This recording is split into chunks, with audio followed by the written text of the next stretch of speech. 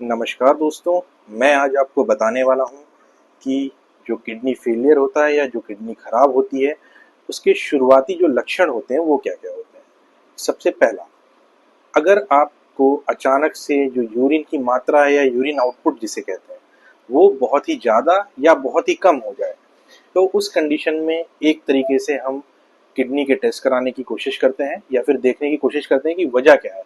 अक्सर जो kidney failure या क्रोनिक किडनी डिजीज के पेशेंट्स होते हैं,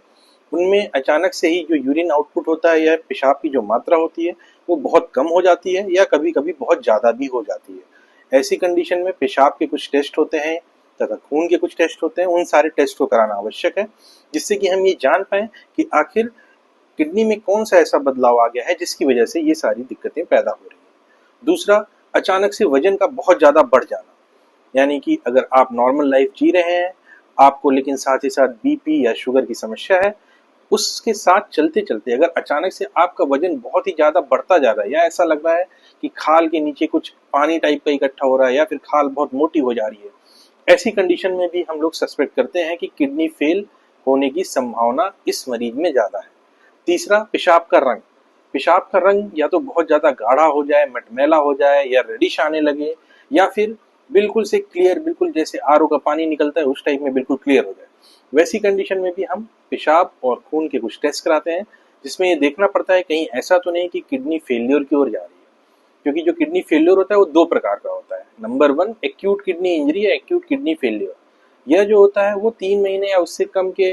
टाइम में जो किडनी खराब होती है, जिसको ज़्यादातर मेडिकली मैनेज किया जाता है या फिर कभी कभी 1 2 3 4 सेशन डायलिसिस के करके उसके बाद किडनी को हम लोग स्टेबलाइज करते हैं। वैसी कंडीशन को एक्यूट किडनी फेलियर कहते हैं। जैसे सांप के काटने से कभी एंटी वेनम लग रहा है उसकी कंडीशन में, या फिर कोई ऐसी नेफ्रोटॉक्सिक ड्रग या कोई किडनी को नुकसान करने वाली जो ड्रग है उसकी मात्रा ज़्यादा लंबे समय तक ले लिया जाए,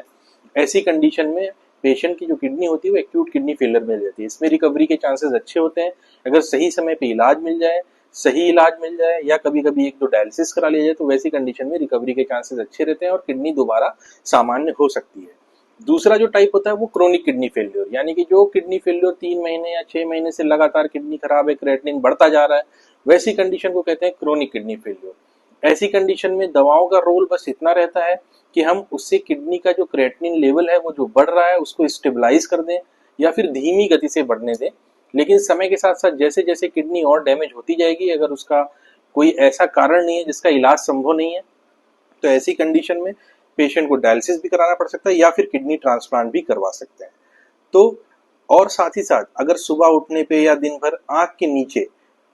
सूजन बनी रहती है, पैरों में सूजन रहती है, हाथ पैरों में सूजन हो गई, चेहरे पे सूजन हो गई, पेट के अंदर पानी भर रहा है, एसाइटिस हो रहा है, वैसी कंडीशन में भी हमें ये चेक करना होगा कहीं ऐसा तो नहीं कि हमारी किडनी खराब हो रही है। इसमें अपने निकटतम यूरोलॉजिस्ट या नेफ्रोलॉजिस्ट, जो भी किडनी के स्पेशलिस्ट डॉक्टर हैं, उनसे आप जाकर के परामर्श लें और जो सही जांचें हैं उन्हें कराएं, जिससे कि सही समय पर यदि किडनी खराब हो रही है तो उसको सही इलाज मिले और किडनी को दोबारा रिकवरी का एक मौका मिल पाए। Thank you.